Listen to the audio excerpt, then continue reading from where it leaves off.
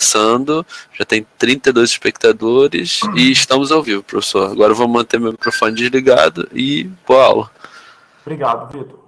Eu vou começar essa nossa conversa, né, sobre a reconstrução do direito internacional. Bom, primeiro eu vou pedir um pouco de calma a todas e a todos, né? Boa noite a todas e a todos.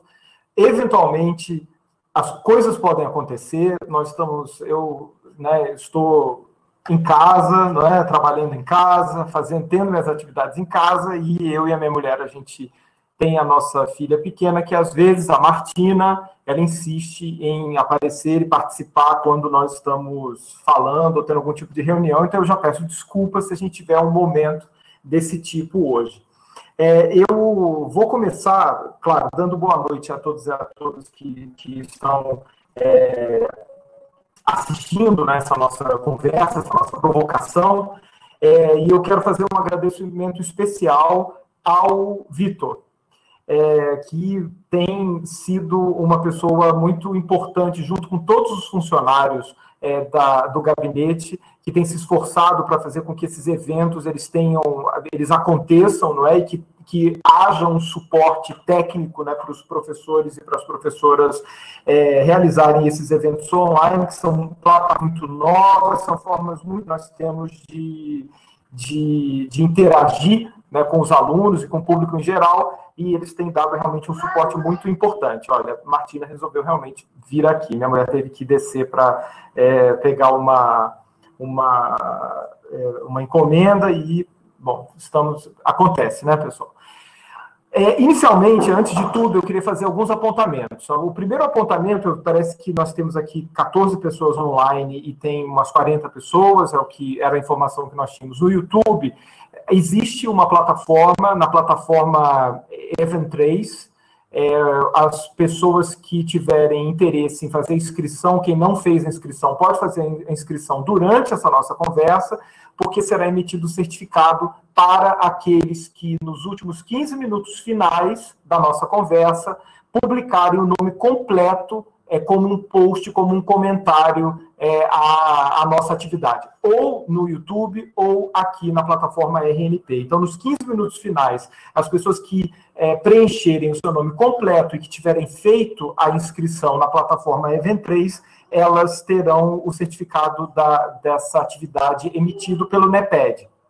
E aí eu preciso esclarecer que essa atividade, ela é uma atividade do NEPED, organizada dentro do sistema, não é, da direção da Faculdade de Direito, que está organizando, da UERJ, que está organizando uma série de eventos online com os professores da faculdade, mas é importante dizer que esse também é um evento do Núcleo de Estudos e Pesquisa em Direito Internacional da Universidade do Estado do Rio de Janeiro. A UERJ, o NEPED, ele existe na UERJ já há cerca de 20 anos, e nos últimos anos eu tenho sido o coordenador do núcleo, eu tenho coordenado esse núcleo de pesquisa. É importante dizer que temos uma crise, pessoal. É importante dizer, agora teremos um pouco mais de paz. O nosso Núcleo de Estudos e Pesquisa em Direito Internacional, eu vou me permitir, nesses momentos iniciais, fazer uma explicação acerca do funcionamento do NEPED, porque eu acho que muitos alunos da faculdade ou externos à Faculdade de Direito da UERJ podem ter interesse no Núcleo de Estudos e Pesquisa em Direito Internacional. Como eu disse, nós existimos há cerca de 20 anos, e nos últimos anos eu tenho coordenado o grupo, tenho tido no último ano, principalmente, o apoio da professora Ana Paula Salles, que tem sido uma co-coordenadora comigo desse núcleo de estudos e pesquisa, e nós somos organizados em 4 eixos. Então, nós temos um eixo que é o eixo de direitos humanos, um eixo sobre direito internacional e meio ambiente, um eixo que trata de direito internacional privado, e um eixo que trata de direito internacional e política, e a nossa ideia é conseguir estabelecer e fixar o que nós vamos chamar de observatório político, jurídico da América Latina. A ideia é fazer um acompanhamento dos processos eleitorais e dos processos, da influência dos processos políticos no contexto jurídico e de direito internacional na América Latina. E nós abrimos um edital no fim do ano passado e nós tivemos cerca de 30... Nós temos agora 30 membros, não é? Nós abrimos com 20 vagas e os currículos eram tão bons e tantas pessoas se interessaram que nós resolvemos aumentar o número de vagas e nós temos agora 30 membros, não é, ativos no NEPED. E esses membros, são alunos da graduação da UERJ, alunos da pós-graduação da UERJ, e nós temos também alunos externos, alunos ou profissionais ou pessoas que são externas ao ambiente acadêmico da Universidade do Estado do Rio de Janeiro.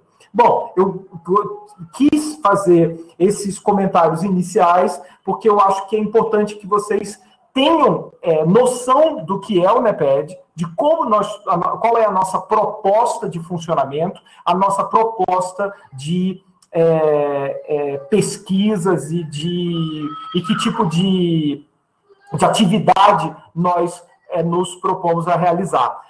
Fiquem alertas, porque durante o mês de julho nós temos pelo menos uma atividade por semana organizada pelo NEPED, e todos os eixos do NEPED irão promover atividades dentro do AVA, mas que nunca se esqueçam, essas atividades que são atividades do NEPED, elas são atividades de extensão vinculadas a um projeto de extensão que é o NEPED na Universidade do Estado do Rio de Janeiro, e por isso que os nossos eventos nós podemos emitir certificado. A gente acredita que talvez eles não sirvam para horas complementares da UERJ por causa da pandemia, mas para o público em geral, como somos um projeto de extensão, eles existem. Bom, eu falei muitas coisas, não é? Fiz vários comentários iniciais, eu devo estar esquecendo de alguma coisa, e essa nossa conversa de hoje, ela é uma conversa que eu basicamente tenho, desde que começou a pandemia, desde que nós tivemos essa crise atual que nós estamos enfrentando, global, como seres humanos, né? Nós estamos enfrentando todas as sociedades, os estados, eles estão confrontados com esse desafio, não é? Novo para a nossa geração, para o nosso tempo, mas é algo que a humanidade já enfrentou em momentos anteriores. Não é algo que foi único, exclusivo e que aconteceu, que nunca havia acontecido com a humanidade. Mas desde que isso aconteceu, eu tenho sido convidado a falar em vários eventos e venho construindo algumas ideias a respeito do que nós estamos sendo confrontados, principalmente no direito internacional.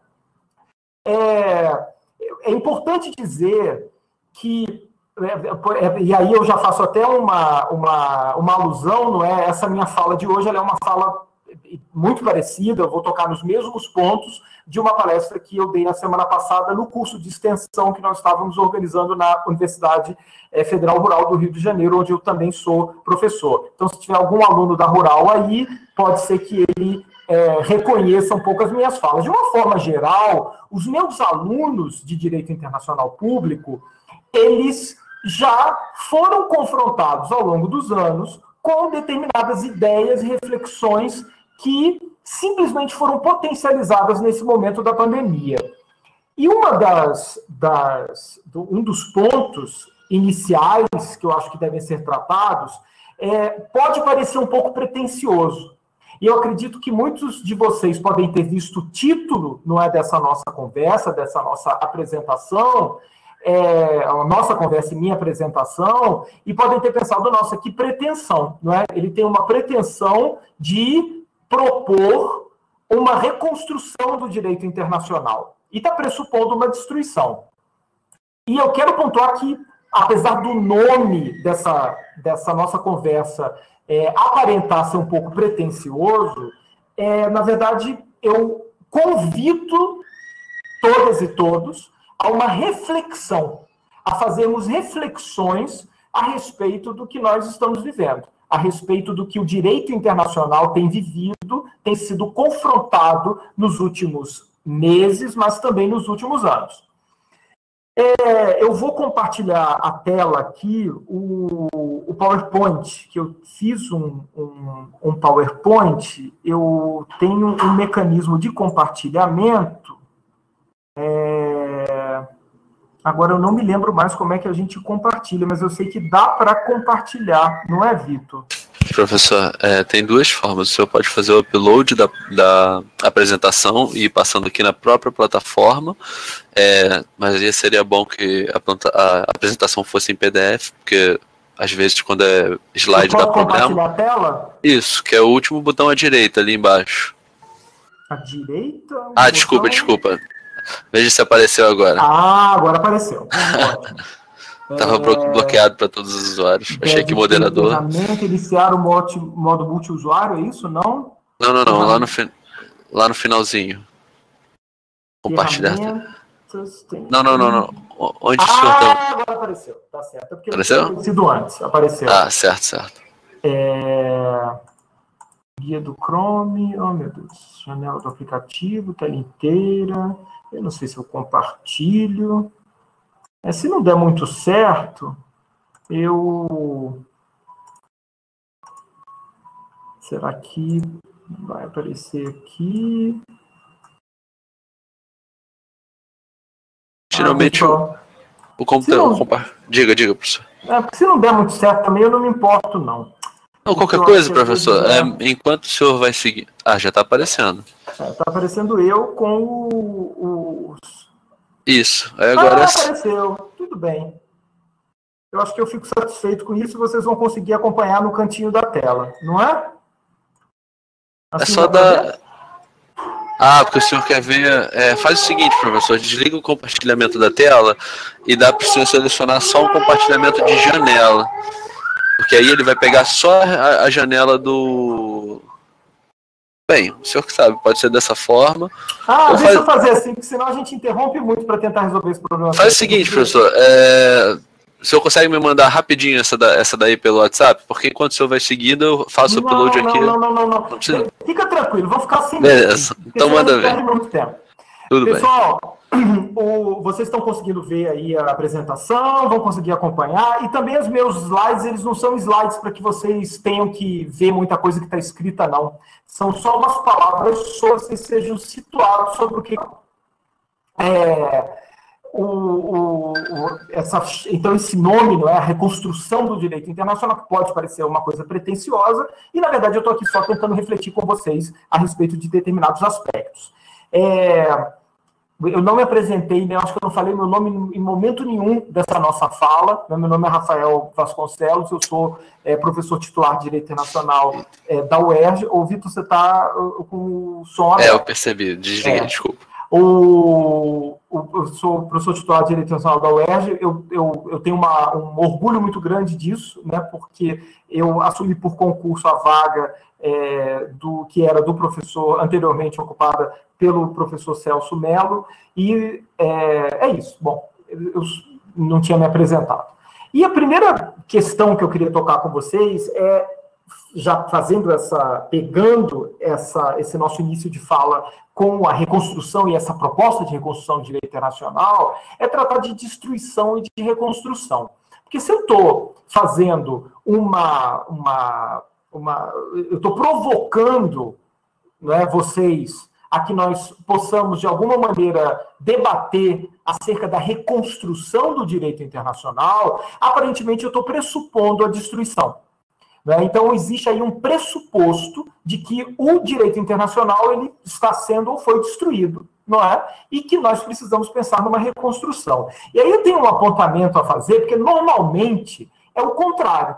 Não é? Eu estou sendo, na verdade, muito otimista nessa abordagem. Não é? Eu estou falando, olha, nós vamos reconstruir o direito internacional.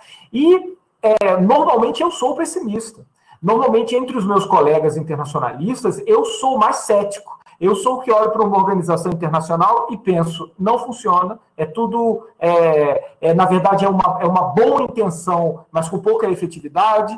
Eu sempre questiono a efetividade de tratados, a efetividade o funcionamento de tribunais internacionais, né? E vejam, e nunca com uma abordagem, não é, destrutiva de querer questionar e falar, não, o direito internacional não serve para nada. Não é isso. Mas sempre a minha abordagem é uma abordagem que diz, olha, existe essa institucionalidade, mas eu não considero essa institucionalidade suficiente e nós precisamos melhorar muita coisa ainda. Não é? Eu nunca estou satisfeito com as instituições, com os tratados, com o comportamento dos estados, com o comportamento dos agentes internacionais. Nunca tenho essa satisfação, sempre estou questionando esses funcionamentos. E dentro desses questionamentos, eu sempre faço o comentário de que vai piorar. As pessoas falam, nossa, você percebeu, você ficou sabendo, Rafael, que aconteceu isso, isso, isso na relação do Estado A com a Organização Internacional B? Aí eu sempre digo, não tinha ouvido, mas pode ter certeza que vai piorar. Eu sempre tenho essa abordagem. E nesse momento, eu estou achando bastante interessante, porque eu vejo todos os meus colegas, no início da pandemia era um pouco pior. Eu via muita gente num discurso, que era um discurso que, para mim, era completamente descolado da realidade, eram pessoas dizendo que a humanidade sairia melhor desse contexto e dessa crise.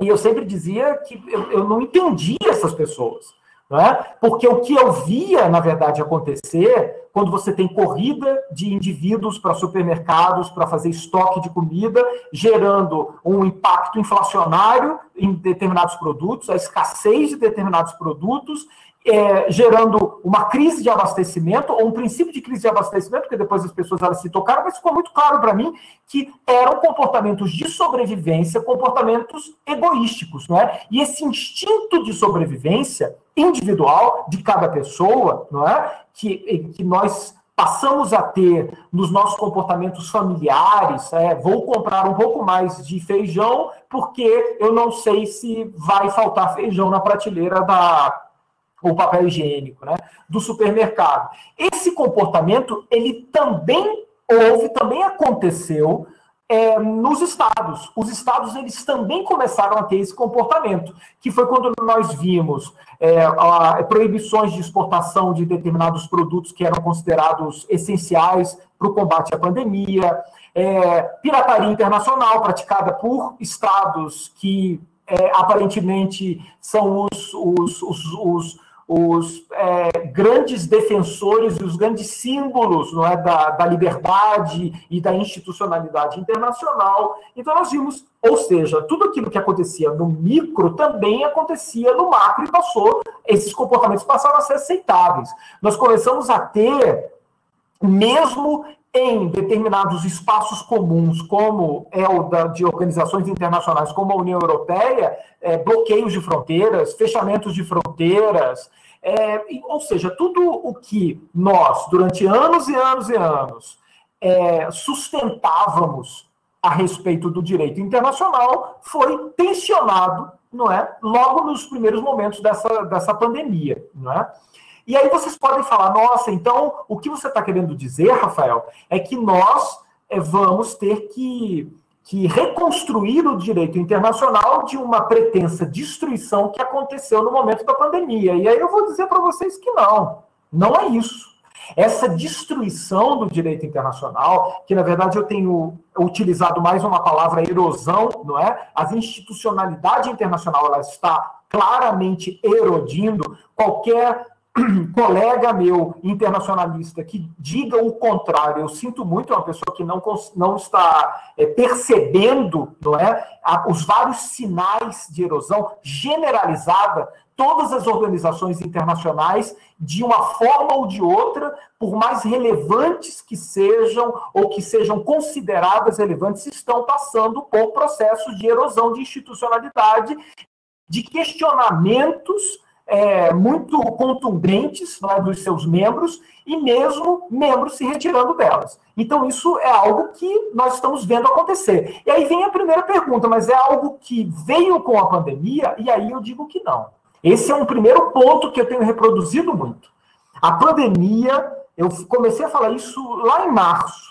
A pandemia não causou nada, ela não provocou nada. Ela apenas potencializou todos os comportamentos, tanto no nível micro quanto no nível médio, macro da sociedade, que já havia antes. Esses comportamentos todos, eles foram simplesmente potencializados pela pandemia. Então, se você tinha um Estado que tinha um comportamento agressivo internacionalmente, ele passou a não... ele passou a não ter limitações, às vezes limitações de ordem moral, simplesmente, ou limitações de ordem jurídica mesmo, por waivers, por exceções, não é, que foram ou criadas ou que foram resgatadas, não é, de tratados, para que bloqueios, barreiras a exportações, elas fossem colocadas em prática. Então, nós, na minha concepção, eu acho que tem muitas pessoas que concordam com isso, nós já vínhamos em um processo, já caminhávamos em um processo, e um processo que já tinha pelo menos uns 10, 15, eu colocaria 19 anos, mas 19 anos não marcados, mas 19 anos do marco histórico que é a alegoria dessa transição. Nós apenas aprofundamos esse processo nos últimos 5, 6 meses. É um processo que já havia. A Organização Mundial do Comércio, dizer que a Organização Mundial do Comércio, nessa altura do campeonato, ela está sofrendo com uma série de tensões e questionamentos e problemas estruturais, e que isso ficou muito claro na pandemia, isso ficou claro desde antes. Né? São 21 anos sem conseguir encerrar a rodada Doha de negociações. São o órgão de solução de controvérsias da Organização Mundial do Comércio sem representantes do Estado, que é hegemônico internacional em termos de comércio internacional, inviabilizando, portanto, o seu funcionamento do sistema de solução de controvérsias. E esses exemplos, esses são exemplos de erosão, eles são exemplos que nós conseguimos identificar em todas as estruturas. Eu posso ir da Corte Africana de Direitos Humanos, que, aliás, vai ser um evento que o NEPED vai organizar agora no mês de junho, com o juiz Matus da Corte Africana. Vai ser uma live bem interessante. A minha expectativa em relação a ela é bastante grande. Já estejam todas e todos convidados a participar. E nós podemos falar sobre problemas estruturais na Corte Africana, Tribunal Penal Internacional, o Unasul. O que é o Unasul? O Unasul não existe mais. O Unasul deixou de existir. É uma erosão completa. Uma organização internacional que tinha um propósito muito claro, regional, deixou de existir. O próprio Mercosul, eu que trabalhei anos no Mercosul, observo, e eu posso falar isso, não estou aqui de forma alguma diminuindo o Mercosul ou sua importância, eu sou um dos grandes defensores da ideia do Mercosul, da necessidade de nós agirmos em conjunto com os nossos parceiros comerciais e políticos regionais, mas é uma organização internacional que já passa por um processo de tensões bastante longo, já há muito tempo. Né? O Mercosul ele sempre esteve em crise e sempre foi questionado.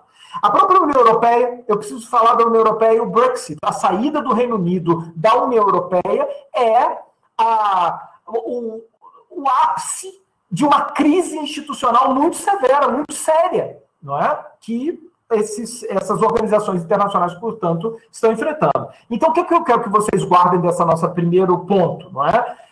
Não é novo essa destruição do direito internacional, ou se nós não utilizar... Eu usei a palavra destruição porque eu estou falando em reconstrução, mas se vocês podem usar algum outro sinônimo, algo que possa descrever isso melhor, essa erosão da institucionalidade internacional, ela já dava sinais há muito tempo. Não é? Ela já dava sinais há muito tempo, não é nada novo. Não é? E Precisamos, então, voltar aos propósitos do direito internacional, compreender o seu funcionamento como direito internacional, para que a gente possa avançar. Já que eu estou me propondo aqui a provocar em vocês reflexões a respeito das necessidades de uma reconstrução do direito internacional, a gente precisa voltar no que é o direito internacional, né? Para que funciona o direito internacional. É inevitável, quando a gente fala de direito internacional, nós não conseguimos falar de direito internacional sem falar em guerra. E a guerra, isso os meus alunos eles estão muito acostumados a ouvir isso de mim, porque eu estou repetindo sempre, não é? Não é só o direito internacional. O direito existe porque existe conflito. Nós só apenas temos a razão de ser do direito civil, penal, administrativo, comercial e internacional é a discórdia. A discórdia ela é o elemento que enseja a necessidade de nós resolvermos. Nós temos uma discórdia, nós temos que resolver isso. E como nós resolvemos isso? Nós temos duas formas básicas, né? Podem existir outras, mas são duas as formas básicas, e eu preciso fazer esse apontamento para chegar onde eu quero chegar, para resolver esses conflitos, né? O conflito você resolve ou chegando num acordo, conversando, ou você tem algo para dizer, não, veja ali, a gente já tinha acordado antes, em um momento anterior, que quem tivesse esse comportamento tinha razão, ou quem tivesse esse comportamento não tinha razão. Vejam que quando você está fazendo essa conversa e tendo esse acordo, não é? Você está realizando um ato político. Quando você chega num acordo, ou com a sua namorada ou namorado, para saber onde vocês vão jantar, ou agora na época da pandemia, se vocês vão pedir comida fora, de onde vocês vão pedir comida fora, vocês estão tendo um comportamento político. Vocês vão ter que ter um debate. Pode ser um debate democrático, não é? Se você tem um relacionamento saudável, é um debate democrático. Se é um relacionamento saudável e que tem muito amor, mas não é abusivo, você faz concessões e consegue agradar o seu parceiro ou parceira, não é? Isso é política. Não é? A política ela existe, inclusive, no relacionamento amoroso. Não é? A política está na base do funcionamento como seres humanos, como sociedade. Não é? E a política ela é um instrumento para solucionar conflitos. Ou você pode solucionar esses conflitos quando surge aquele conflito e você politicamente, num debate, consegue chegar a uma solução, ou você previamente se antecipa, não é, aquele conflito e diz, olha, se nós tivermos um comportamento X no momento posterior, nós vamos ter essa regra que vai servir para que nós não tenhamos que discutir quem tem razão. Não é? E quando nós fazemos isso, nós temos o direito. Olha, justnaturalista, aqueles que defendem direito natural, podem estar arrepiados aí me assistindo, não me importa, são premissas, sim, de acordo, e eu acho que no direito internacional são fundamentais, essenciais. A gente poderia até fazer uma live outro dia para falar sobre costume, sobre os cogens, e eu tenho uma série de problemas com os cogens internacional, mas os grandes juristas, mas o juiz da Corte Internacional de Justiça diz que tem e determine para lá, eu posso discordar e pronto. Eu acredito, e eu não vou falar aqui de fontes do direito internacional, mas é uma coisa que se reproduz sempre em sala de aula, todo mundo reproduz sem pensar. Não existe hierarquia entre fontes de direito internacional. Eu falo, mas espera aí, em pleno século XXI, e aí eu até poderia falar que esse tipo de discurso talvez há 15 anos colasse, mas em pleno século XXI, em 2020, eu falar para qualquer pessoa que existe uma obrigação cogente internacional não vinculada à vontade do Estado soberano, eu estou sendo um pouco irresponsável. E eu não vou me aprofundar nisso, porque não é o meu foco aqui central. Porque, na verdade, nesse momento, eu quero conversar com vocês, com esses apontamentos, a gente tem toda uma discussão entre direito e política. E Caras e caros, isso é tão transversal falar de direito e política, que quando você está dando uma aula de constitucional, se você não pega o início da Constituição e não explica para os seus alunos que direito e política é basicamente a relação que nós temos entre a democracia e a Constituição, e todo mundo que já me ouviu fala, é uma relação de tensão, não é, Rafael? E essa tensão, ela se reproduz em todos os níveis, em todas as esferas, e inclusive na esfera internacional. E para que serve o direito, então? O direito, a razão de ser dele, é a existência do conflito, é a existência da discórdia. Uma discórdia que ela ou se resolve numa solução política, num acordo, ou ela, num acordo, mas às vezes a solução política não é um acordo, ela pode ser também imposta, mas não é o foco. Vocês verem como é que as janelas elas vão se abrindo de Windows, e tudo precisa, às vezes, de uma nota de rodapé, mas não é a intenção em um espaço tão curto de tempo para falar. O direito internacional existe porque existe o conflito. E qual é esse conflito? Como se chama esse conflito no direito internacional? No direito, eu não gosto de chamar de direito interno, porque eu parto do pressuposto de que são direitos distintos, não é? Mas, internamente, nós temos, eu dou um tiro na pessoa, não é? Isso é um conflito. Não é? E como é tiro no outro estado?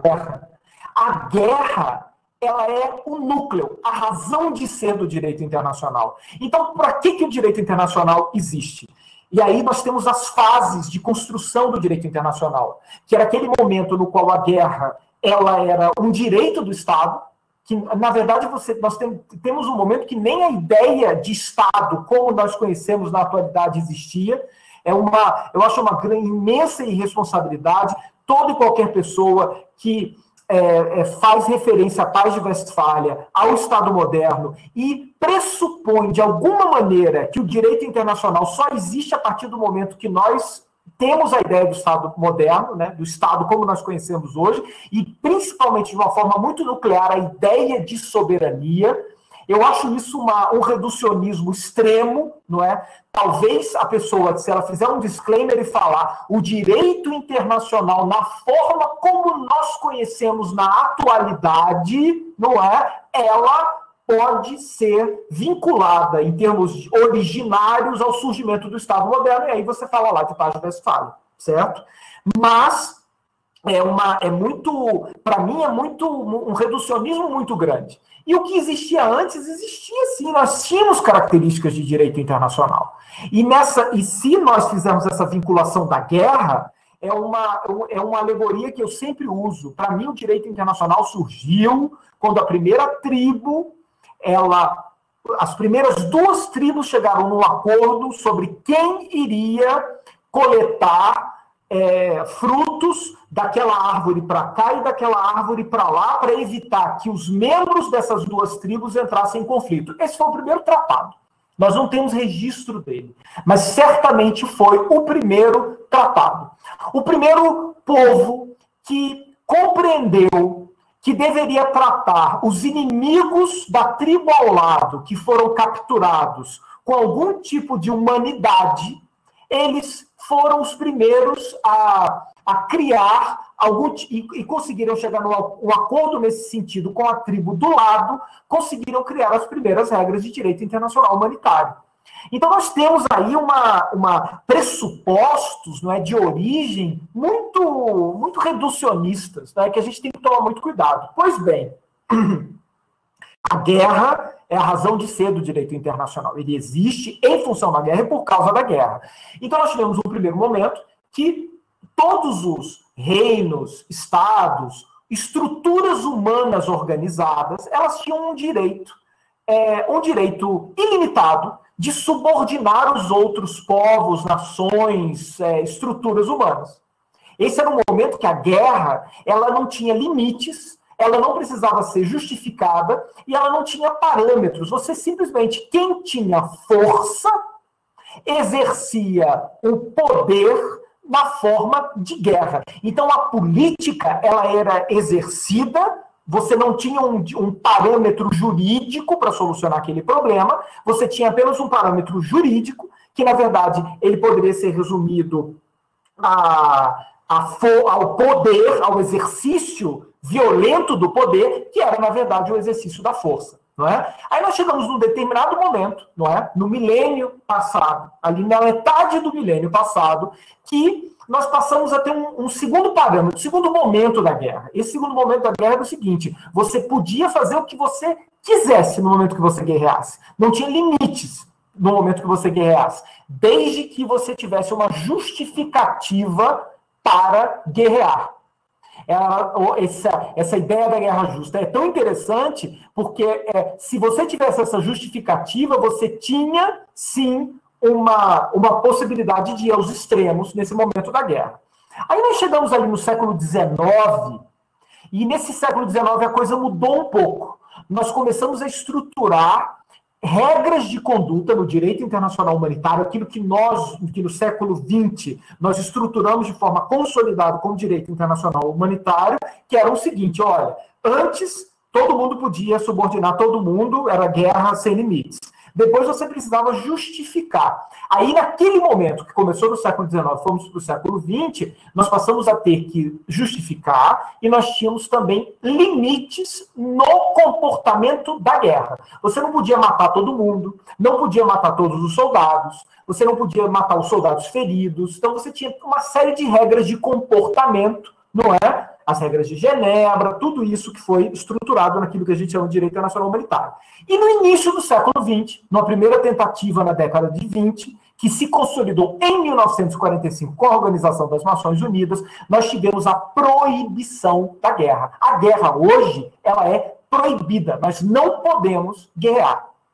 Aí vocês falam, mas peraí, Rafael, todo dia eu ligo a televisão, tem um bombardeio, tem alguém guerreando. Existe, em tese, nessas guerras, ou aqueles estados eles estão praticando ilícitos internacionais quando é uma relação entre estados, ou você tem uma guerra civil, que a sociedade internacional, de alguma maneira, está tentando ingressar, está, às vezes, provocando, mas aí são outras discussões, mas a guerra, como parâmetro jurídico, ela é proibida pelo direito internacional, pelo menos desde 1945, com as tentativas ali na década de 20. Aí vocês falam, mas espera aí, Rafael. Então, direito internacional, ele serve para quê? Ele serve para, na atualidade, o direito internacional, a base dele, para que ele serve? É para evitar que nós nos matemos, que os estados se destruam, que os estados eles entrem em conflito. E vejam só que interessante, eu estou indo para o extremo, vocês só estão vendo com os meus exemplos a guerra com tanque, míssil, não é? É isso que vocês estão pensando na guerra nuclear, não é? Mas pode ser uma guerra comercial. A guerra hoje, ou as guerras que a humanidade ela enfrentou ao longo de sua história, elas tiveram vários parâmetros e várias nuances. Eram guerras comerciais, guerras, de fato, do conceito não é, natural de guerra que nós temos. Eu não sei se no futuro, ou brevemente, nós vamos ter guerras ambientais, não é? Enfim, guerras tecnológicas, né, guerras por meio da internet, ou ataques cibernéticos, ataques relacionados a esses meios virtuais. Né? São todas modalidades e formas daquilo que a gente poderia chamar de guerra. E aí, compreendido isso, vocês precisam entendendo as razões do porquê, e aqui eu vou fazer só um comentário, que é uma coisa que tem me incomodado muito nos últimos tempos.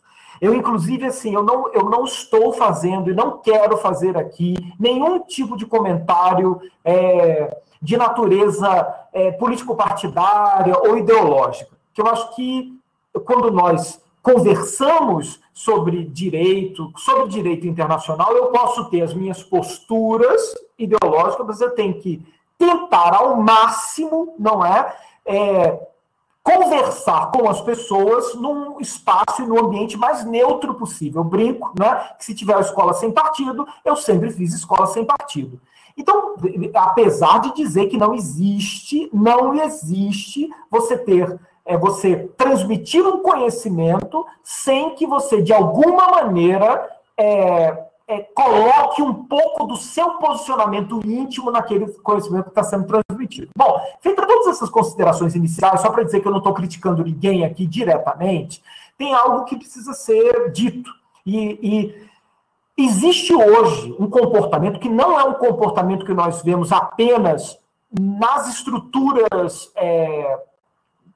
políticas nacionais brasileiras, é um comportamento que existe em vários lugares do mundo, não é, na atualidade, que as pessoas elas têm confundido, não é, patriotismo, orgulho nacional, nacionalidade, identidade nacional com uma necessidade como algo completamente dissociado do direito internacional. Ou seja, se eu for patriota, eu tenho que ser contra a qualquer tipo de projeto de internacionalização. Isso que está sendo chamado de globalismo, não é? Eu preciso ser, que eu ainda não entendi o que é isso, mas enfim, eu tenho que ser contrário a qualquer tipo de projeto de institucionalidade internacional que implicasse, por exemplo, na transferência de determinadas atribuições soberanas, atribuições da soberania estatal na sua vertente externa, não é, respeitando ali os Jean Baudin,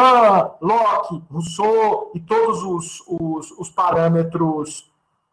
Foi até uma pergunta que teve na semana passada um aluno de Relações Internacionais, professor, quais seriam as leituras que o senhor indicaria sobre teoria do Estado? Eu falei, olha, você pode pegar qualquer manual de direito constitucional, mas se você quiser entender de fato, para escrever uma tese como a minha tese de titularidade, as minhas teses, você precisa ir nas origens, não é? Então, para entender teoria do Estado, tem que ler esses autores.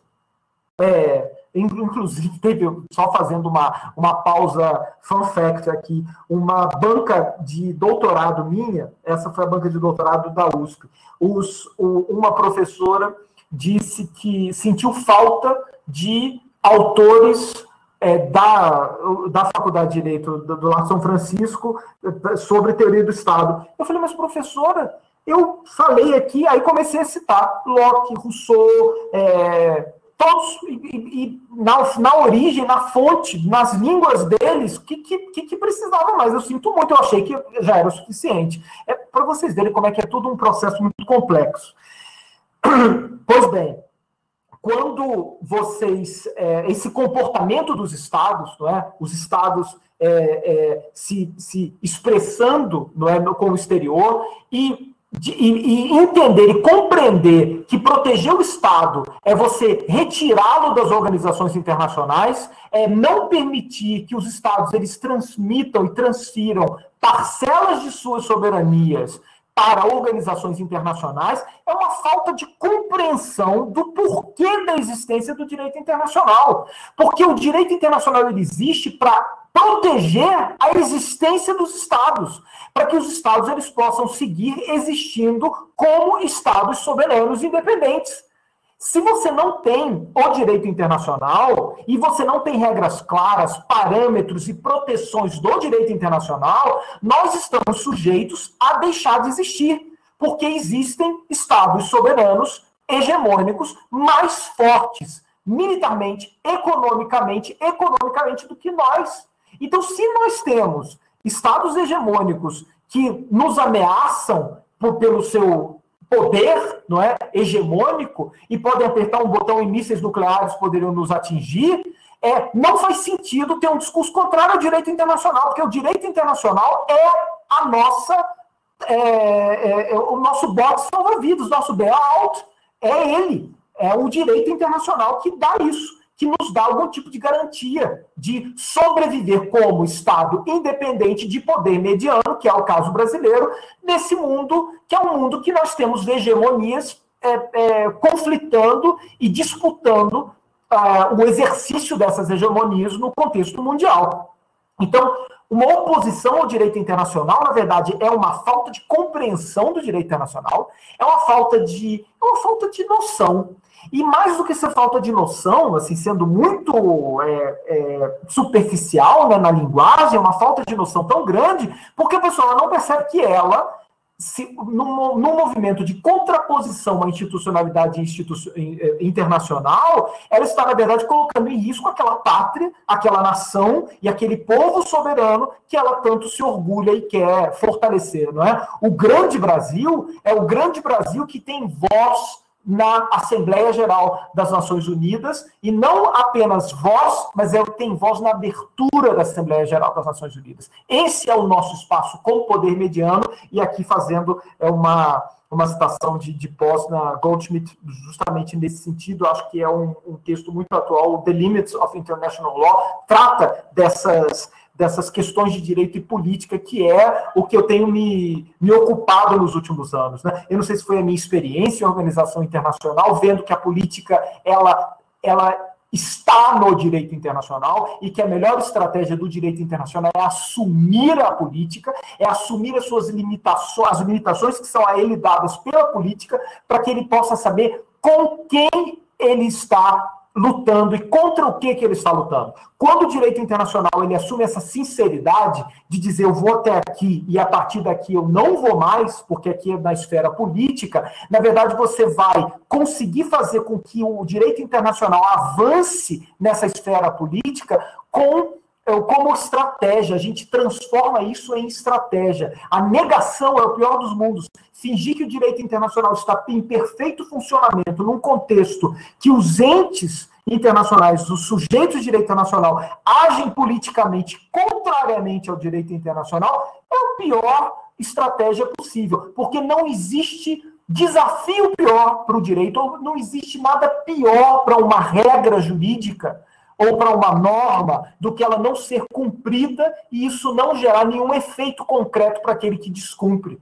Então, é uma estratégia que, para mim, é uma estratégia burra, ficar fingindo que existe, que ser humano é sujeito de direito internacional. Isso dá, inclusive, essa frase eu teria que explicar, porque vão dizer, Rafael é contra os direitos humanos. Eu acho que eu sou o grande defensor, porque eu sou aquele que diz, ser humano não é sujeito de direito internacional, lutemos para que ele seja. No momento que eu fico fazendo uma construção teórica com muito pouca aplicabilidade prática, sustentando que ser humano é sujeito de direito internacional, eu estou enfraquecendo a luta, porque eu estou desmobilizando aqueles que querem lutar, porque tem muita gente que ouve falar, eu não preciso lutar para que o ser humano seja sujeito de direito internacional, porque ele já é. Não!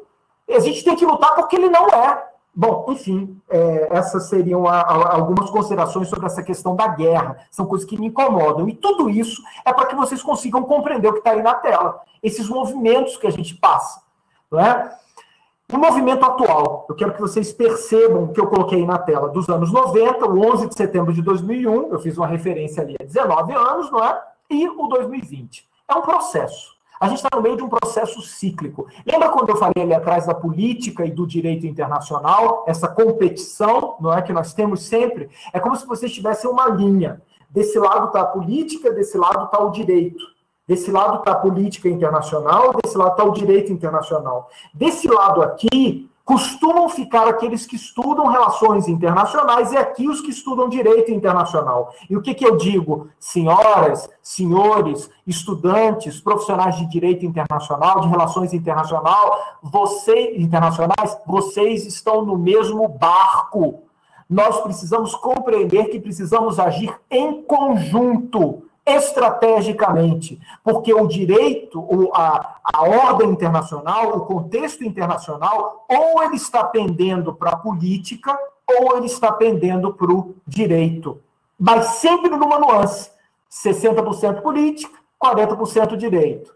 60% direito, 40% política. E mais ou menos assim. Claro que não matematicamente, mas é só essa alegoria para que vocês vislumbrem isso. Isso fica muito claro nos últimos 30 anos, não é?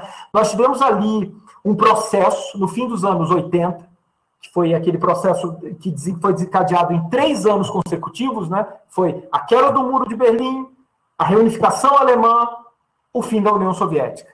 Esse processo, esses 3 anos entre 89 e 91, eles foram extremamente relevantes, porque eles inauguraram uma fase na década de 90, que é aquela que nós chamamos de a década do direito internacional. Eu costumo me referir aos anos 90. Nunca na história da humanidade o direito internacional ele se institucionalizou da forma como ele se institucionalizou nos anos 90. Todas as organizações internacionais que vocês imaginam aí, se elas não foram criadas nos anos 90, elas tiveram suas estruturas extremamente aperfeiçoadas nessa fase, não é? Foi um momento de muito otimismo. Nós achávamos, eu sou um filho dos anos 90, minha adolescência foi nos anos 90, nós realmente tínhamos uma sensação. Tem uma grande amiga minha, a Flávia Asbeck, que ela diz o seguinte, minha colega de faculdade de Direito da UFJF, que hoje trabalha no setor cultural, na Prefeitura de Juiz de Fora, ela é assessora jurídica lá, procuradora do órgão cultural, e ela fala, nós tivemos muita sorte, Rafael, porque nós fomos jovens num período de paz, de construção, de progresso, tanto internamente como internacionalmente. Os anos 90 e os anos 2000, para o mundo, eles foram espetaculares, não é? Estava tudo dando certo, era um grande otimismo, não é? Tinha muita miséria? Tinha. Muita desigualdade? Tinha, não estou diminuindo nada disso, mas em termos estruturais era um otimismo muito grande, não é? E esses foram os anos 90. E aí você fala, mas Rafael, e quando que o pote virou? A gente não pode determinar que o pote virou num momento específico, mas a gente tem um momento claro, histórico, que é aquele sinal da virada do pote, que foi o 11 de setembro de 2001. Em 11 de setembro de 2001, quando as torres caíram, o mundo, a partir dali, tudo que estava sendo gestado anteriormente em termos de tensão estabelecida em organizações internacionais e algum tipo de sinal que aquele grande momento dos anos 90, ele poderia chegar ao fim em algum momento, isso ficou muito claro em 2001. A partir de 2001, os comportamentos estatais, eles começaram a mudar em várias esferas. Esse processo, ele demorou mais ou menos uns 20 anos para que ele se tornasse consolidado. E a gente tivesse isso que eu chamo de virada de pote do direito internacional para a política internacional. E hoje, para mim, a institucionalidade internacional ela está completamente refém do Estado soberano anterior a todo o blá blá blá sobre relativização de soberania estatal que nós tivemos o seu ápice nos anos 90. Essa coisa de, a soberania ela foi relativizada. A soberania ela não é mais como era na forma tradicional. Acabou isso. Os estados soberanos eles estão mostrando que eles podiam eles estavam fingindo esse tempo todo. E provaram que na primeira oportunidade eles retomam a sua soberania plena e encontram meios de exercê-la. Em vários exemplos, o Brexit para mim é um símbolo assim fundamental nessa história. Há 15 anos eu era uma das pessoas que dizia, eu tinha o seguinte discurso: o Estado que ingressa na União Europeia é refém daquele projeto, é refém daquele contexto econômico, é refém daquela ordem normativa, não é? E nunca mais ele vai conseguir sair da União Europeia. E o que nós estamos vendo que não é isso, não é? O Estado consegue. Ele até aos trancos e barrancos, mas ele consegue se retirar. É um sinal muito claro. Então, esse é o ciclo dos últimos 20 anos. Eu sempre falo sobre até o vocabulário, eu sempre gosto de falar nisso. Olha os anos 90, sabe quais eram as palavras que elas estavam vigentes nos anos 90 e que eram muito comuns no direito internacional? Era integração, cooperação, era disso que a gente falava. E o que a gente fala hoje em dia? Intervenção, não é? Pirataria, a gente fala até no 2020 trouxe a pirataria internacional, né? Houve uma mudança de vocabulário. E aí vem essa história, voltando já para a reconstrução, porque eu já estou chegando no fim. A destruição, a reconstrução e os ciclos, né? Eu mostrei para vocês um ciclo específico, anos 90, não é? E o que nós estamos vivendo agora. Só que o direito internacional, ele está acostumado a se reconstruir em escombros. Nós tivemos várias fases nos últimos 300, 400 anos que você construía uma institucionalidade internacional, muito rudimentar, ela era destruída num contexto de pura política, e aí você precisava reconstruir tudo aquilo novamente depois. A gente pode, eu acho muito, talvez um pouco rudimentar, ou um pouco irresponsável fazer essa referência sobre Napoleão, a era napoleônica, a Santa Aliança, como reconstrução, né, de um momento anterior, mas a gente pode ali identificar, né, os Estados soberanos, ou o que nós conhecemos, as origens do que nós conhecemos como direito internacional hoje, antes da Revolução Francesa, das Guerras Napoleônicas, não é? Aí você tem ali, naquele momento, o direito internacional sendo tensionado, inclusive por estruturas internas, né? Vocês percebam que a Declaração dos Direitos do Homem e do Cidadão, como a Carta do Bom Povo da Virgínia e toda a construção dos direitos humanos, é uma construção basicamente interna, não do direito internacional. Pois bem, isso vai ficando mais claro depois do século XIX. No século XIX, nós tivemos ali no fim do século XIX algumas iniciativas, as organizações internacionais, o direito internacional humanitário tem o seu embrião ali no fim do século XIX, aí nós tivemos a Primeira Guerra Mundial. O que a Primeira Guerra Mundial mostrou? Devastação e destruição de tudo o que nós poderíamos pensar como regras entre os Estados até aquele momento. Aí nós tivemos, logo após a Primeira Guerra Mundial, um momento de reconstrução, a Liga das Nações, a Corte Permanente de Justiça Internacional. Foi um momento, inclusive, organizações que nós já podemos chamar de organizações de integração naquele momento, não é? Surgindo, não integração, não os puristas vão dizer que eu estou falando bobagem, mas acordos como os embriões do Benelux, etc., já naquele momento. Aí nós tivemos a Segunda Guerra Mundial, que destruiu toda a estrutura do direito internacional que tinha sido criada e consolidada no fim da Primeira Guerra Mundial. E o que nós fizemos no fim da Segunda Guerra Mundial? Nós aperfeiçoamos as estruturas que tinham sido destruídas. Tanto que a Liga das Nações se transforma, é criada a Organização das Nações Unidas para substituir a Liga das Nações, e nós aperfeiçoamos a Corte Permanente de Justiça Internacional, estruturando a atual Corte Internacional de Justiça, com todos os suas dificuldades e desafios. E muito bem. Tivemos ali um período, essa institucionalidade do pós-guerra, ela foi crucial para a manutenção, para que as duas grandes potências, as superpotências da Guerra Fria, não destruíssem a humanidade. Aí, quando uma dessas potências se desfaz, nós aperfeiçoamos esse direito, que foi da década de 90, e que está num processo, novamente, de erosão.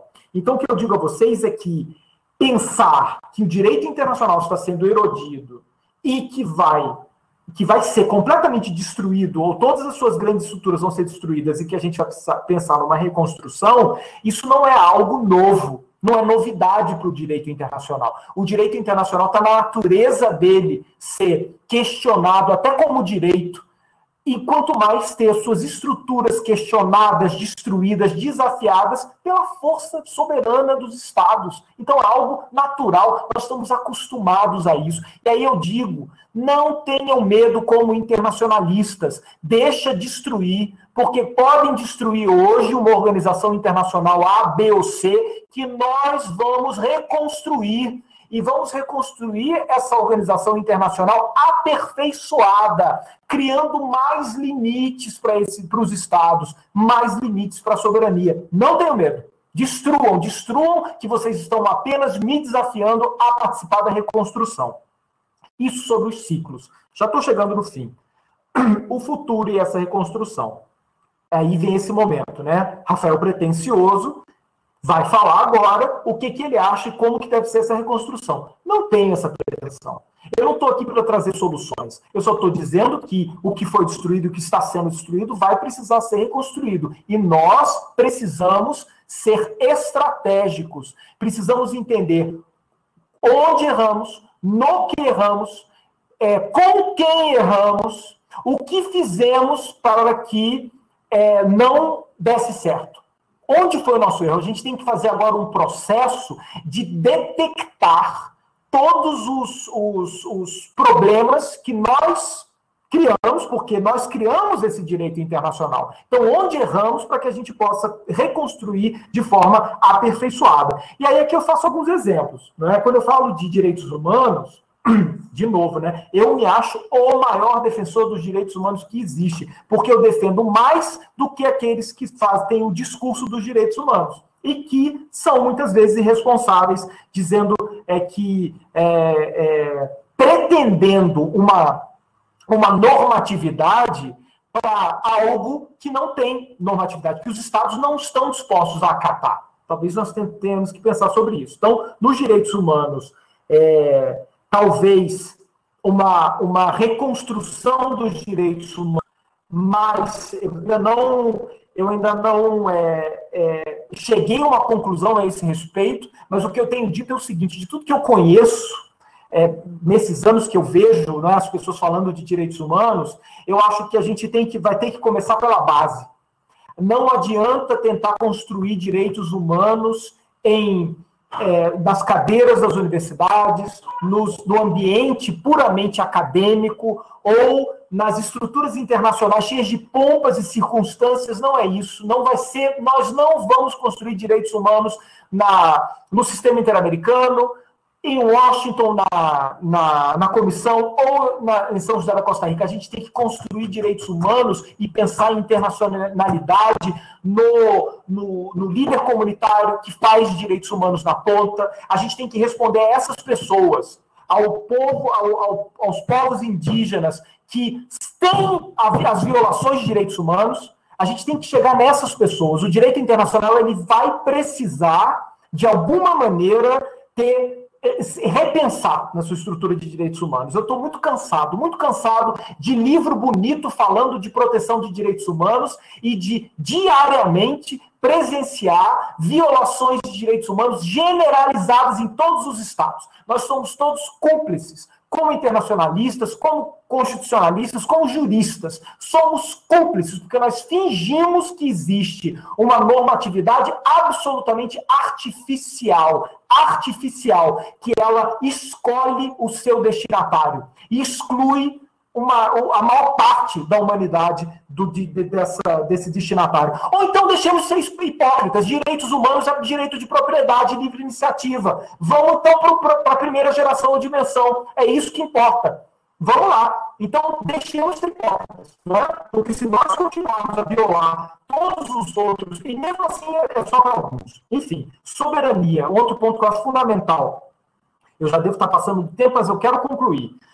Soberania é um ponto fundamental. Não adianta ficar fingindo que soberania foi relativizada. Vamos respeitar a soberania dos estados, vamos respeitar a vontade dos estados para que eles conscientemente adiram à normatividade internacional.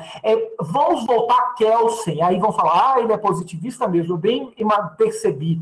Sem pacta sunt servanda, não vamos construir ou reconstruir o direito internacional. Não adianta inventar regra, norma impositiva a estados. O estado ele até aceita no primeiro momento, mas na primeira oportunidade ele se rebela e reage. Cortes e tribunais internacionais. Eu tenho uma área, uma esfera, por ter trabalhado em tribunal internacional, que eu tenho um carinho muito grande, uma enorme preocupação.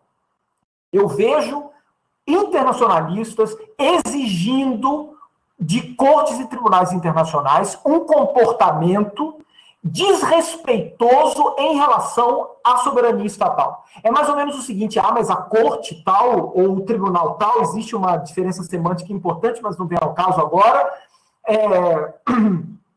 precisa decidir da forma A, B ou C, ou dar uma lição no estado X. Eu falo, gente, ela só tem que fazer isso, ela só deve fazer isso, essa é a minha concepção, depois de anos refletindo a esse respeito, se houver, por parte do estado destinatário, vontade de aderir e de cumprir aquela decisão. Porque a pior coisa, como eu já disse antes, que pode acontecer com uma norma e com uma decisão judicial é pior ainda, a pior coisa que pode acontecer com um tribunal, com uma corte internacional, é decidir, sentenciar, ter um laudo arbitral e ele não ser cumprido. Porque se um não cumpre, o próximo vai cumprir por quê?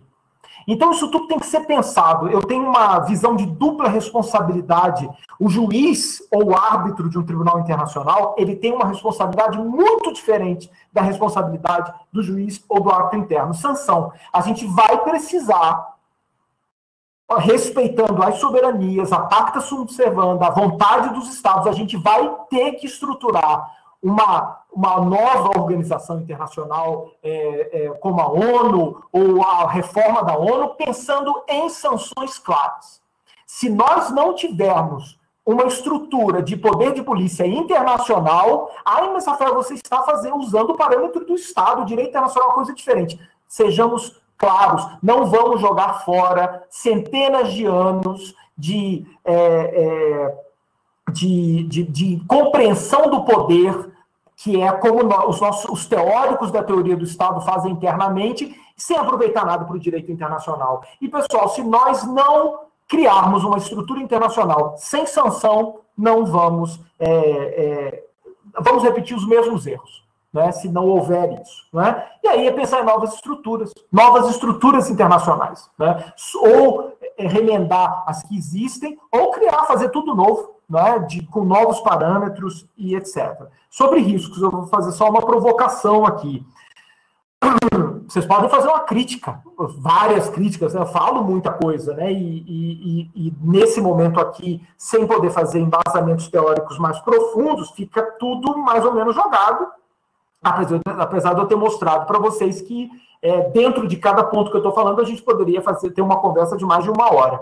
Mas tem um risco. Tudo que eu estou falando aqui é uma visão absolutamente eurocêntrica de mundo, né? Eu só estou falando como se fosse eu europeu. Nós aqui no subúrbio da Europa, né? Nós não somos considerados nem ocidentais para os europeus, nós somos uma coisa assim, né? Um apêndice esquisito, né? O Brasil ainda mais, um país que teve rei.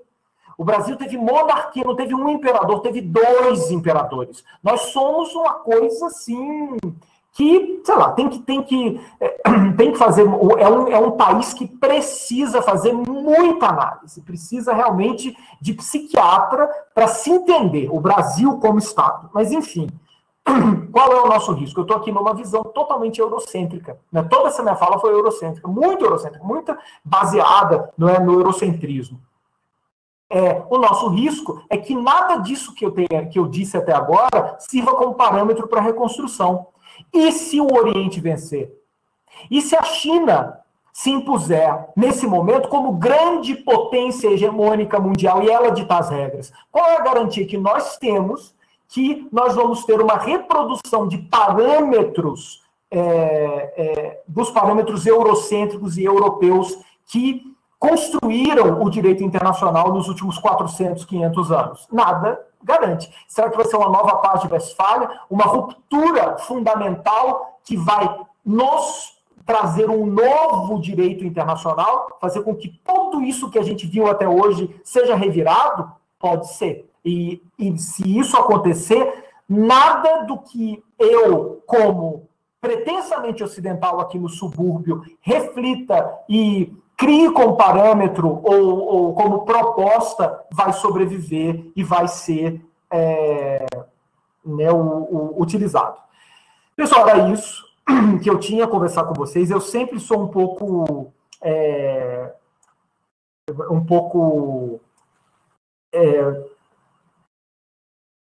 assertivo, às vezes, nos parâmetros, não é? Quem se inscreveu, eu queria apenas dizer de novo, pedir para as pessoas anotarem o seu nome completo nos chats, tanto do YouTube quanto daqui, porque essas listagens é que vão ser utilizadas para emissão de certificado pelo NEPED dessa nossa palestra de hoje. Eu estou abrindo aqui para ver as perguntas, porque o pessoal do NEPED ficou de pegar as perguntas do YouTube. Professor, sim. As perguntas do YouTube, pelo menos só as perguntas, né? Porque tiveram várias manifestações, eu coloquei aqui no chat da videoconferência mesmo. Ótimo. O Cláudio Neto. Cláudio Cerqueira Neto.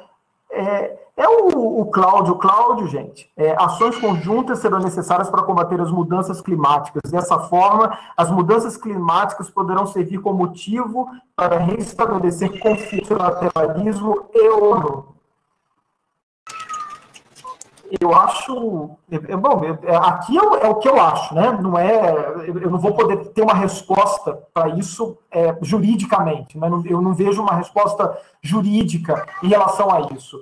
Eu não sei até que ponto essas mudanças climáticas elas vão criar concórdia ou mais discórdia. Porque conhecendo a humanidade, vendo o que aconteceu com a pandemia, talvez se eu fosse escrever sobre a pandemia... Se há 10 anos eu fosse fazer, há 20 anos, acho que seria até mais interessante, eu fosse escrever um artigo sobre como a humanidade reagiria a uma pandemia, olha, eu ia falar de solidariedade, eu ia falar que o mundo iria compartilhar os seus insumos, que nós teríamos e não foi isso que nós vimos. Então, para que nós tenhamos mudanças climáticas e que provoquem comportamentos destrutivos dos estados, eu não acho difícil. E o que eu chamo de comportamentos destrutivos dos estados? Mudanças climáticas causam uma seca muito grande e que faz com que os alimentos eles se tornem escassos, não é? E nós temos um problema muito grande de escassez de alimentos causada pelas mudanças climáticas, não é? Eu não acho difícil o Brasil, por exemplo, que é um grande produtor de alimentos, fechar as suas fronteiras para exportação de alimentos e não exportar alimento. E aí a gente pode provocar outra coisa se nós fizermos isso, sermos invadidos e saqueados por um Estado estrangeiro em busca de alimentos, né, de se suprir de alimentos. Então eu não tenho essa visão muito otimista. A humanidade ela não me engana. E eu acho que na pandemia isso ficou para mim muito claro. Ou nós criamos uma estrutura antes do caos acontecer, uma estrutura de sanções muito clara, estruturada internacionalmente, com todo mundo de acordo, falando, olha, quando isso acontecer, nós vamos agir em conjunto dessa forma, e para tanto temos o Exército Internacional, o poder de polícia internacional. Eu defendendo um Exército Internacional realmente é porque a situação ela exige isso, mas... ou seja, se nós nos prepararmos com antecedência, pode ser que o multilateralismo seja fortalecido. Mas como direito internacional que responde a uma crise climática, eu vejo devastação. E aí a gente volta para o paus e pedras.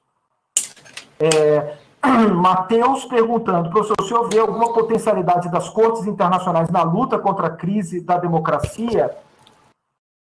Você está falando de crise da democracia, por exemplo, eu vou usar um exemplo polêmico, mas não tão polêmico, Bolívia, por exemplo, né? Bolívia eu sinto muito. Bolívia, para mim, isso é uma coisa que nós estamos estudando no observatório, você está com o som aberto. Nós estudamos no observatório estamos, né, nesse processo, no eixo de direito e política do NEPED, né? A situação boliviana é uma das situações que tem chamado a atenção, e, na verdade, o que nós vemos é uma omissão da sociedade internacional. Nós vemos, na verdade, ali indícios, e esses indícios eu não estou querendo aqui tomar partido por ninguém, mas de que, na verdade, o direito internacional e a institucionalidade internacional ela interferiu e provocou uma ruptura democrática no Estado boliviano. Aí eu sinto muito, é o pior dos mundos, eu não vejo se nós estamos se o direito internacional, a institucionalidade internacional está provocando esse tipo de situação. Outra coisa, não tenho dúvidas, vou falar uma coisa aqui, às vezes dura, não tenho dúvidas de que a República Bolivariana da Venezuela tem a sua democracia extremamente questionável. Não tenho dúvidas disso. É um Estado que tem um governo claramente com uma estrutura não tão democrática, pelo menos para os nossos parâmetros do que a gente observa em termos fáticos que aconteceu nos últimos anos. Mas o embargo econômico justificado por pela falta de democracia como que nós vamos conseguir, fazendo embargo econômico, sufocar o regime. É uma medida estúpida, porque se você causa embargo econômico, o regime que já é autoritário, ele se torna mais autoritário porque ele vai ter mais dificuldade para manter o controle das instituições. Então, quando você cria embargo econômico, achando que você vai poder minar o funcionamento de uma determinada ditadura, de um regime autocrático, na verdade você está potencializando, porque ele vai encontrar mais meios para buscar ter mais controle sobre aquela sociedade. Então, assim, o que eu vejo é que a relação entre institucionalidade internacional e democracia é a pior possível, não é? É você querer, muitas vezes, vamos falar de democracia, então vamos falar de democracia na China, vamos falar de democracia na Rússia. E por que esse debate ele não é um debate público e intenso? E a gente só fica falando de Venezuela e de Bolívia e continuamos negociando e encontrando e fazendo encontros com Rússia e China como se nada tivesse acontecendo. Ou com a Arábia Saudita. Por quê? Porque ninguém está defendendo a democracia. A democracia ou pretensamente, a proteção desses povos e dessas pessoas, desses indivíduos, ela é simplesmente um argumento dentro de um contexto puramente político. Então é uma grande farsa, né? E a gente precisa, e nesse momento aqui, o que eu estou falando para vocês é o que eu normalmente gosto de ver nos meus colegas internacionalistas, quando nós chegamos a determinado ponto falando, olha, é inútil a gente ficar trabalhando esse problema com perspectiva internacional, de direito internacional, porque isso são questões políticas. Então a gente tem que ter consciência disso para que nós possamos usar o direito, não é? Para em algum momento a gente poder atuar nessa área de contenção política. Gente, tem mais perguntas aqui. Muita gente adora me ouvir falar da Corte Interamericana, né? Achando que eu vou falar que a Corte Interamericana é ruim. Aí tem duas aqui, tem o Tiago Aleluia, meu orientando de doutorado, perguntando se a Corte Interamericana tem contribuído para a destruição ou reconstrução do direito internacional, e o Siddhartha, meu orientando de pós-doutorado, mas só que ele é meu colega, porque ele é professor da Faculdade Nacional de Direito. Porque acredita nessa versão política dos direitos humanos que você defende não significa desistir da luta por sua efetivação em face de governos autoritários. Eu não sei se eu mais ou menos defendi, é o que eu mais ou menos expliquei nesse sentido. Voltando para do Tiago, a Corte Interamericana ela tem, nos últimos tempos, sendo muito ponderada, né? Eles têm noção, né, do que está acontecendo. Eu tenho observado, houve uma reação nos últimos anos, acho que foi em 2018, na Argentina. Para mim, a Argentina é um caso muito interessante, porque a Argentina, ela meio que recobrou espaços da Corte Interamericana, não é? Em alguns casos específicos, acho que era o Fontevecchia, alguns casos, né, que houve na Argentina, os nomes aqui eu não me lembro mais, e agora a gente está num momento interessante. Nesse caso, que foi até estudado pelo NEPED numa apresentação há 2 semanas, meu Deus, aquele nome da tribo, ninguém vai me ajudar aqui, Chaza... Bom, enfim, esse caso é um caso muito interessante, e a gente está nessa expectativa de como isso vai ser recepcionado. No mais, eu acho uma corte muito ponderada, não é? Ela faz opinião consultiva quando é opinião consultiva e não fica fazendo resposta à consulta em sentença. Mas, e aí vem o meu mas, eu tenho sérios questionamentos a respeito dos índices de cumprimento de decisão. Eu não sei se aqueles índices de cumprimento de decisão das sentenças da corte, eles mostram uma eficiência tão ampla assim, não é?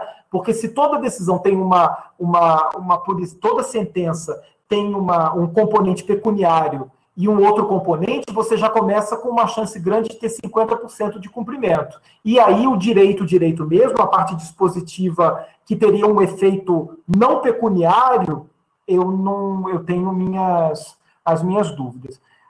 Rafael Rocha perguntando, interessante o ponto sobre a pessoa humana não ser sujeito de direito internacional, pergunta se talvez não seria mais interessante afirmar que, com efeito, é sujeito de direito internacional, porém com limitações.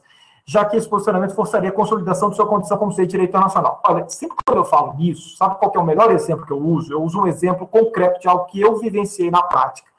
Meus alunos conhecem ele.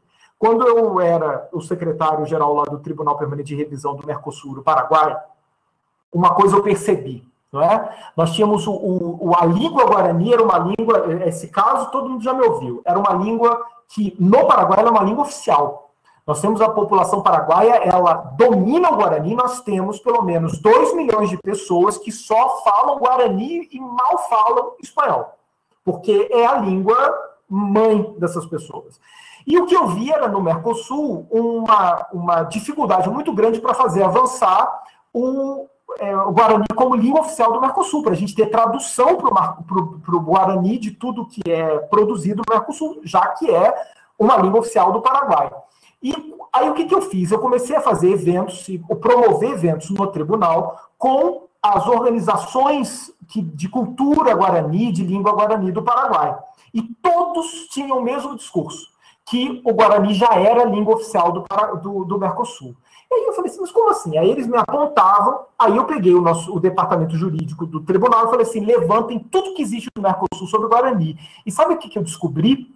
Que os paraguaios, que eram profissionais que lidavam com o Guarani, eles não lutavam para que o Guarani se tornasse língua oficial do Mercosul, porque eles acreditavam que já era a língua oficial do Mercosul, sendo que na prática só houve uma ata de uma reunião que declarou língua de interesse cultural do Mercosul, e não língua de trabalho. Nunca foi tocado o ponto da língua de trabalho. E aí eu comecei a desenvolver uma série de eventos, não é? Consegui quase que criar uma coalizão, né, dessas associações para tentar forçar que o Guarani fosse se tornasse língua oficial do Mercosul. Eu vou contar para vocês, eu já falei isso em outros momentos, acho que isso vai ficar gravado, não tem problema, mas eu fui chamado pelo Ministério das Relações Exteriores de um dos estados do Mercosul, não foi do Brasil, e me disseram, Rafael, para de inventar essa coisa de Guarani, de fazer essas coisas de Guarani, porque, na verdade, isso não é do interesse e isso vai representar só custos para a gente. E aquilo ali me deixou meio revoltado, meio triste, e foi isso. Mas o que eu quero que vocês guardem desse aprendizado, que pelo menos eu tive ali naquele momento, é que se as pessoas elas acham que um direito foi conquistado, sendo que aquele direito ele não foi conquistado, e reproduzem, mas o Guarani já é língua oficial do Mercosul. Ah, mas o ser humano já é sujeito de direito internacional. Você para de lutar, porque você deixa de ter o seu pleito.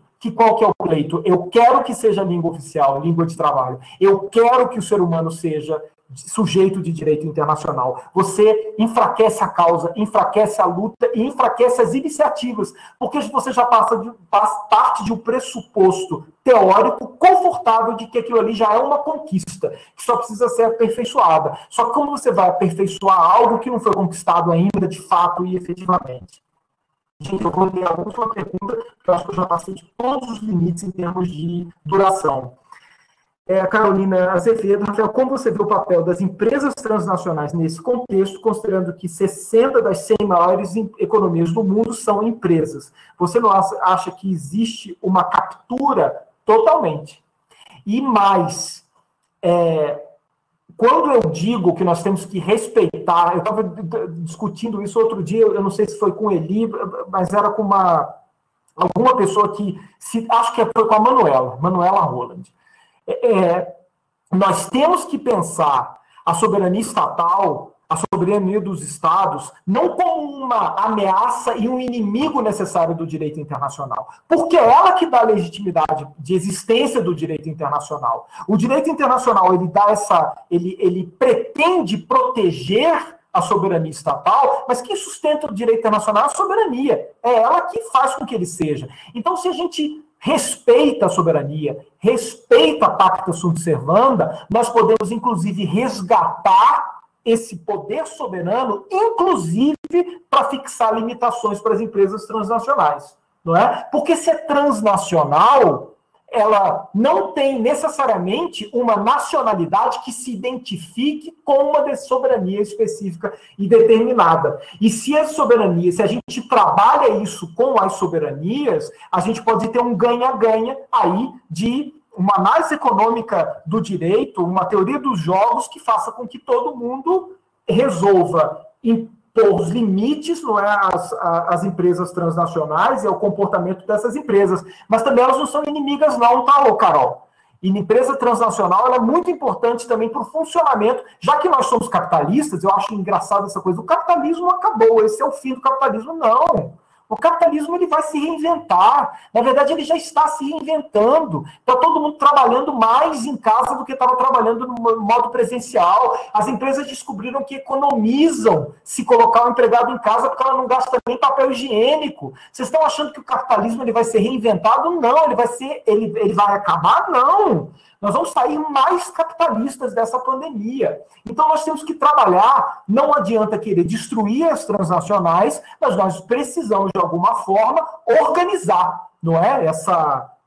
O tratado, né, de empresas e direitos humanos, é por isso que eu lembrei da Manuela, que a gente, com o Rafael Rocha, já conversou bastante sobre isso também, né, Rafael?